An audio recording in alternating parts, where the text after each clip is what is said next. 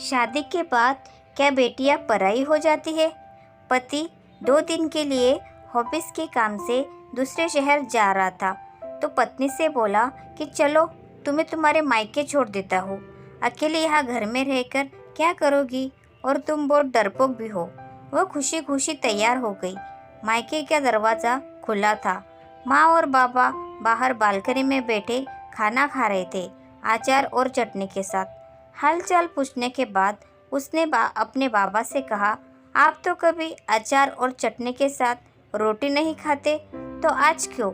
तो बाबा ने कहा, बेटा जी कभी कभी खा लेने चाहिए, इसका भी अपना अलग ही मज़ा है। उसने अपने पिता की आंखों में लाचारी देख ली थी। उतने में भाभी बाहर आई और चेहरे पर झूठी मुस्कान सजाए पूछने लगी, रहने आई हो? उसने खुश होते हुए कहा, भाभी मेरे पति 2 दिन के लिए दूसरे शहर गए हैं तो मुझे यहाँ छोड़ गए।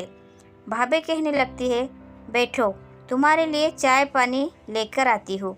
वह भी अपने माता पिता के खाए हुए बर्तन समेटने लगी और कहने लगी कि मैं भी भाभी की मदद कर देती हूँ और साथ ही भैया से भी मिल लूँगी। ये कहते हुए वह अंदर चली गई। बर्तन किचन में रखकर वह भाई की कमरे की ओर चल पड़ी तो उसे भाई और भाभी की बातों की आवाज़ सुनाई दी। भाभी भैया से कह रही थी, तुम्हारी बहनें ब्याह कर तो गई है लेकिन अम्मा बाबा की चौखट ना छोड़ी अभी तक। जिसका भी दिल करता है मुंह उठाकर बच्चों समेत चली आती है। तो भैया गुस्से से कहने लगे, तेरा क्या खाती है, यहाँ नहीं आएगी तो और कहाँ जाएगी? तो भाभी ने भी दंड दनाते हुए कहा, बस अब मुझसे नहीं होती तुम्हारे खानदान वालों की सेवा। तुम्हारे माँ बाप को संभालती हूँ, उन्हें खाना देती हूँ, यही एहसान समझो। भैया और भाभी की बातें सुनकर वह सन्न रह गई।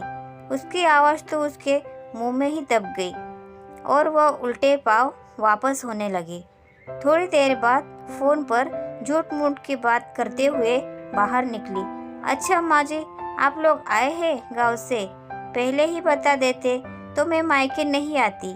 अच्छा आप परेशान ना हो, ऐसा करे आप तब तक पड़ोस के घर में बैठो, मैं अभी आती हूँ। माँ बाबा ने देखा तो आश्चर्यचकित होकर पूछने लगे, बेटा क्या हुआ, अभी आई थी और अभी जा रही हो?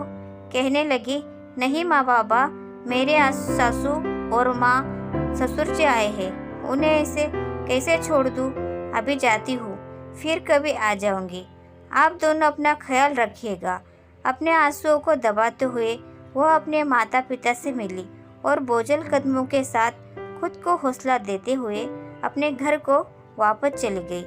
उसे रात के खाने में नमक ज़्यादा लग रहा था, जबकि वह नमक उसने गले से उतर रहे आंसुओं का था।